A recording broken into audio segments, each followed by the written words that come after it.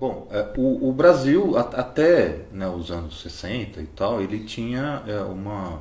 O Brasil era um país majoritariamente rural em termos de população.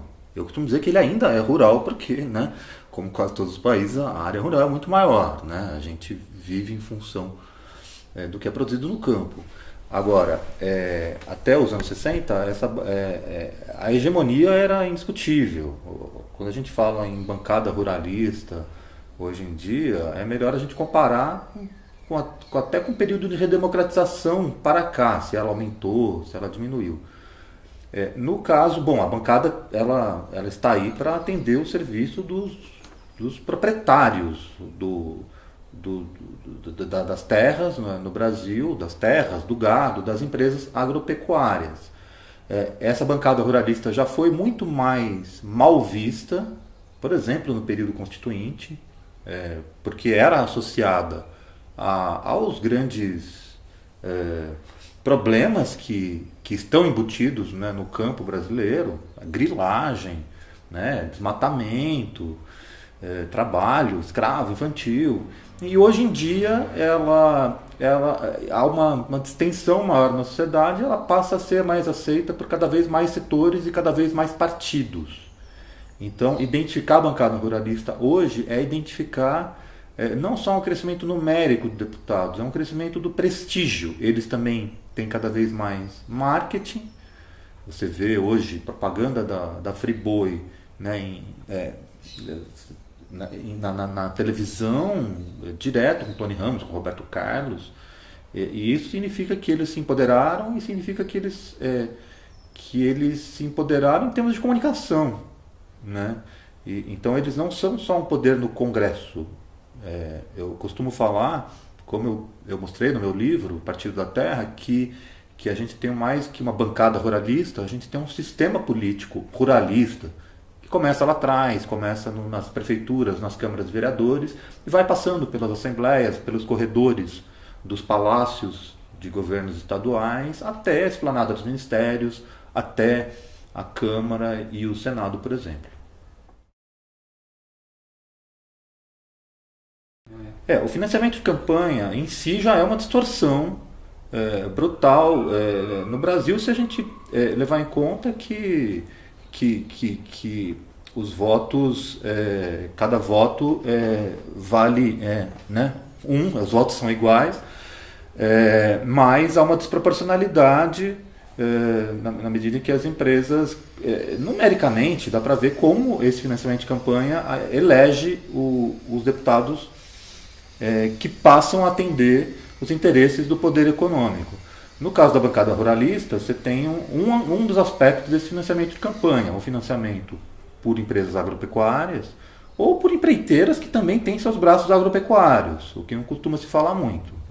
Camargo Corrêa, Debrecht, todas as grandes empreiteiras também têm o braço agropecuário e não costumam ser mencionadas. Agora, você tem nesta eleição uma grande novidade nesse sentido, que é o grupo JBS Friboi ter sido o maior financiador privado de campanha no Brasil, das candidaturas como um todo, e também da bancada ruralista. O levantamento que eu acabei de fazer mostra que a bancada, boa parte da bancada ruralista é financiada pela Friboi. No caso de alguns partidos, como o PP, Partido Progressista, a maior parte dos deputados eleitos recebeu financiamento da Friboi. Tem um dado muito importante de 2012, que é o seguinte: o grupo JBS em 2010 já contribuiu para eleger muitos deputados, já esteve entre os maiores financiadores de campanha. E no caso de 2010, esse grupo, esse frigorífico, que é o maior frigorífico do mundo, elegeu 41 deputados federais, contribuiu para a campanha, para a eleição de 41 deputados federais. 40 deles votaram a favor do novo Código Florestal, que a gente poderia até chamar de Código Ruralista, um código antiflorestal, um código que fará e já está fazendo aumentar o desmatamento. É interessante você perguntar isso, porque no caso, por exemplo, de direitos trabalhistas, a gente fica mais evidente que haverá e há uma composição entre as bancadas conservadoras. A bancada ruralista não existe somente em si. Então ela vai fazer parcerias com a bancada evangélica, quando for o caso, e geralmente é o caso, com a bancada da bala, com a bancada dos proprietários urbanos, bancada dos banqueiros, a bancada, né, dos empreiteiros. Né? No caso dos direitos trabalhistas, é de interesse destes que eu falei, ou quase todos eles, diretamente, diminuir os direitos. No caso do trabalho escravo, a gente tem, já que estamos falando em bancada ruralista, a gente tem dezenas de políticos que estão no poder já mencionados em lista suja do trabalho escravo, a lista do Ministério do Trabalho que traz aquelas empresas e aquelas pessoas que já tiveram fazendas envolvidas em denúncia de trabalho escravo. Então a gente já teve a gente tem dezenas de políticos nessa lista que já estiveram ou estão nessa lista, ou que já participaram, ou têm familiares que já participaram de situações assim. No caso específico do trabalho escravo, houve uma suposta vitória do governo de aprovar a PEC do trabalho escravo, a proposta de emenda constitucional do trabalho escravo, que pune exatamente empresas, né, que estiverem envolvidas nesse tipo de violação de direitos. Acontece que a maior parte, ela foi aprovada porque boa parte das pessoas votou, boa parte dos deputados votou, para depois, como se diz no direito, sentar em cima, né? Enfim, prorrogar, ficar discutindo eternamente o conceito de trabalho escravo.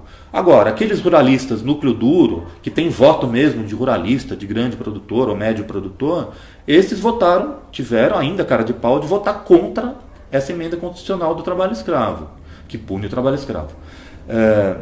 Com uma bancada ruralista mais conservadora e um congresso mais conservador, que a gente deve ter em 2015, é muito provável que isso simplesmente não avance, que a gente tenha, no mínimo, não tenha um avanço, para não dizer que haja um retrocesso nesse aspecto. Eu analisei a declaração de bens entregue por 13 mil políticos à Justiça Eleitoral. Então, partindo da própria base de dados deles, né? E até está aqui o livro, né? Enfim. Então eu analisei dados de prefeitos, vice-prefeitos, deputados estaduais, federais, senadores, governadores. E uma coisa que me chamou a atenção é que alguns têm a cara de pau de declarar terras da União, ou seja, terras griladas. Isso foi algo que me chamou muita atenção. Suplente de senador, você vai ver a declaração de bens dele, está lá. Não sei quantos mil hectares de terras do INCRA, terras da União. Terras do INCRA, Instituto Nacional de Economização e Reforma Agrária, não são vendáveis. As terras da União são da União. E o cara está lá declarando como propriedade dele. Isso mostra a imensa desfaçatez e a imensa tranquilidade deles em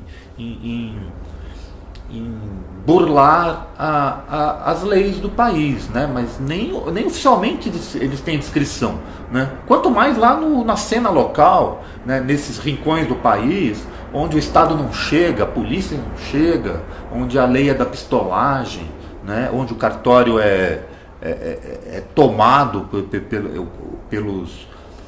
pelo poder econômico, no caso pelo poder ruralista, onde a justiça, os próprios juízes, desembargadores são também proprietários de terra, né? Quer dizer, eles não respeitam nem a justiça eleitoral, né? A justiça de um país ainda mais, né? Mais ligado na Constituição, né? Quanto mais lá no rincão, onde eles têm o domínio, né? De modo patriarcal, patrimonialista, clientelista, coronelista. É uma temática que cada vez mais está fora da grande imprensa. Havia um interesse maior até durante a própria ditadura sobre questões indígenas nos jornais. E hoje você tem um refluxo. Os mesmos jornais que questionavam a grilagem histórica do Pontal do Paranapanema, em São Paulo, que é o extremo oeste do estado de São Paulo, que era composto por florestas, eram florestas. Nos anos 50, lá tal, eles estavam lá grilando e desmatando. Os jornais combatiam isso, a própria Folha, Estadão, né? Hoje esses jornais defendem os mesmos proprietários, cujas famílias, no mínimo, grilaram todas essas terras com apoio de governador, o apoio do governador Adhemar de Barros e sua turma. Então se tem um movimento conservador também da imprensa em relação a tudo isso. E é por isso que iniciativas de reportagem, de artigos, de trabalhos acadêmicos, essas iniciativas se tornam absolutamente necessárias para se contrapor a um discurso hegemônico que é perpetuado pela grande imprensa.